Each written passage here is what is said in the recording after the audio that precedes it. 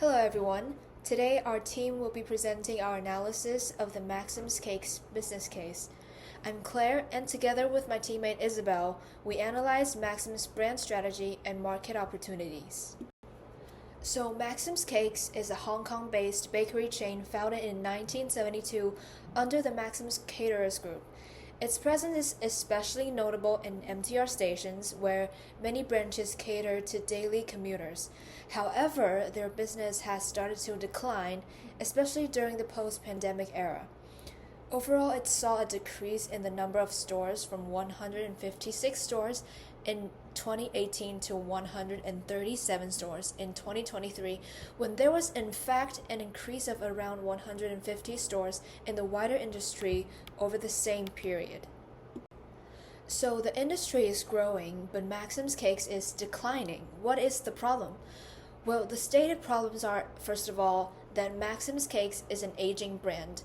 It was already here 53 years ago, and it's falling behind among the younger generation, who are more drawn to cool and trendy things.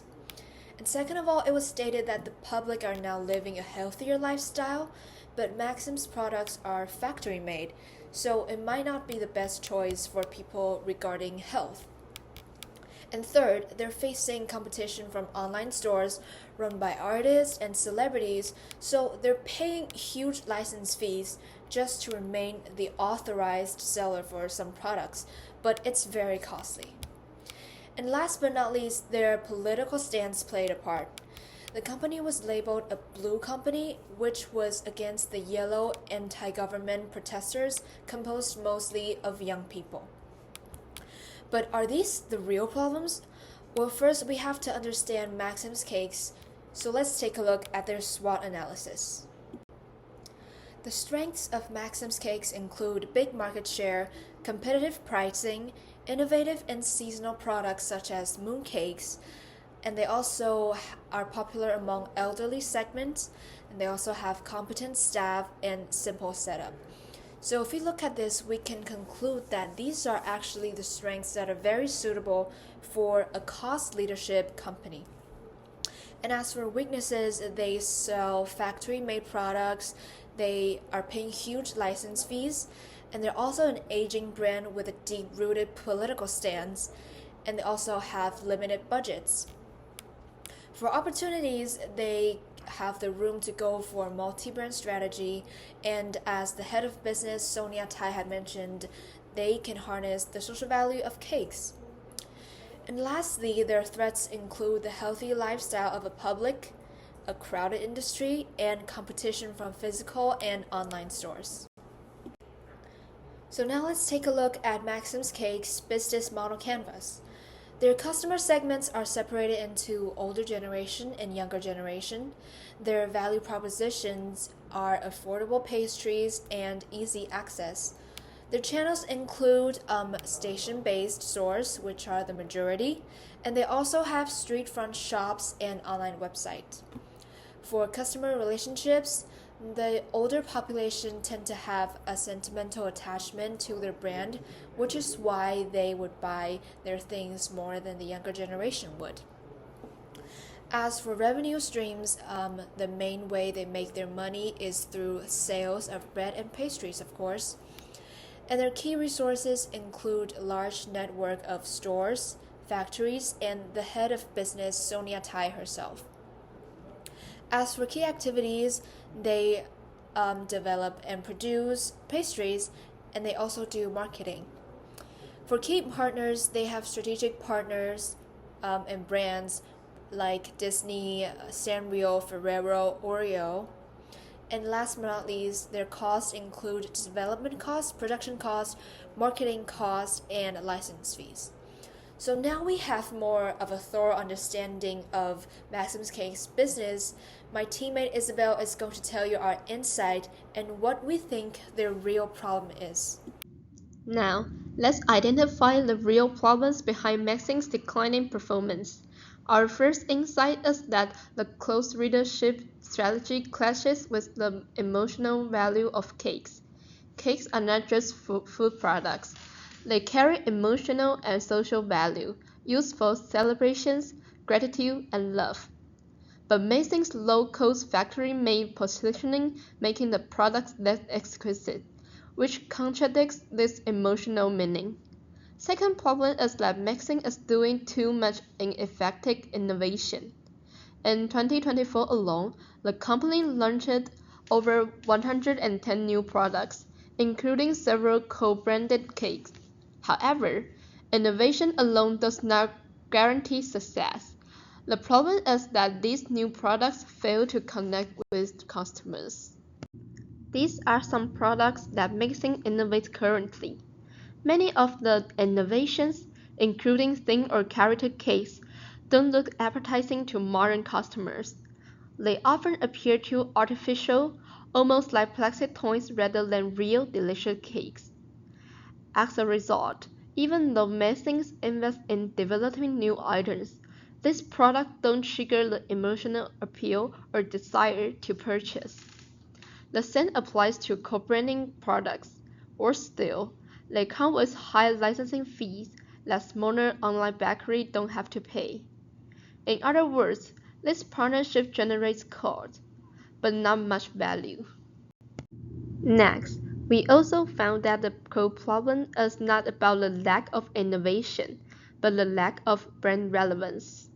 Even with new products, Maxim still struggles to attract attention because its brand image feels old and has some political issues. Its marketing messages cannot get into the eyes of the younger generation. So, changing brand image will come at a price. Let's look at how this issue plays out across two customer groups, the older generations and the younger generation.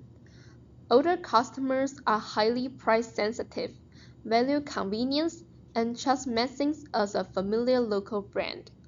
They purchase bread for daily needs, simple, practical, and habitual. In contrast, younger customers are less price sensitive but more health conscious and image driven. They seek quality, freshness, and aesthetics, something they can proudly share online.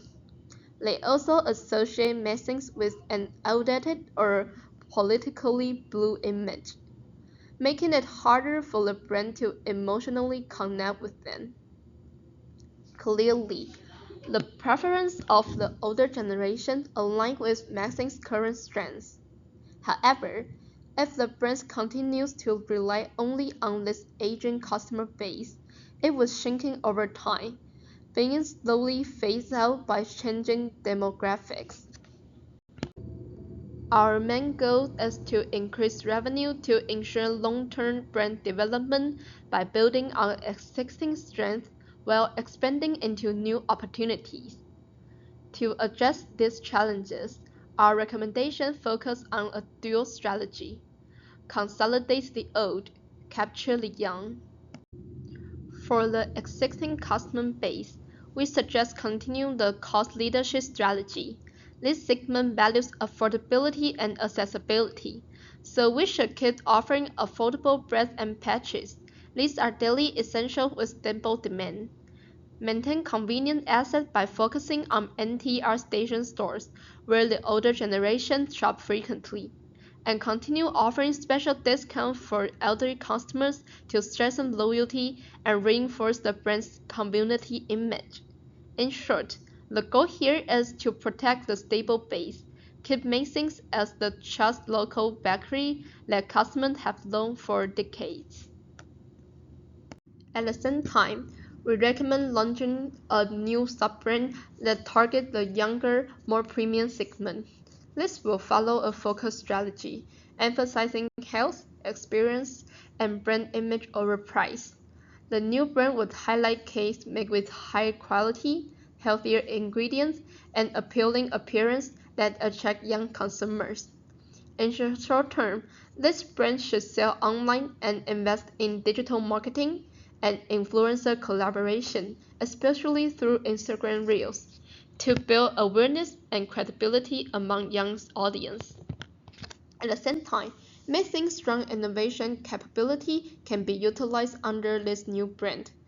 By analyzing previous sales data, The company can identify which type of innovation are most popular and effective. This activity will not require significant additional costs as they make use of existing data and resources. In the long term, after raising additional funds, the new brand should expand street front store with visually appealing interior that attract foot traffic and encourage social sharing.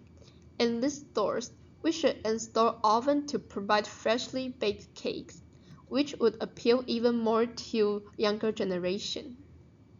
This approach allows Maxim's differentiate its brands. The main Maxim's cake remains affordable and nostalgic, while the new brand becomes stylish and experiential. Together, they cover both ends of the market, bread for everyday, cakes for the experience.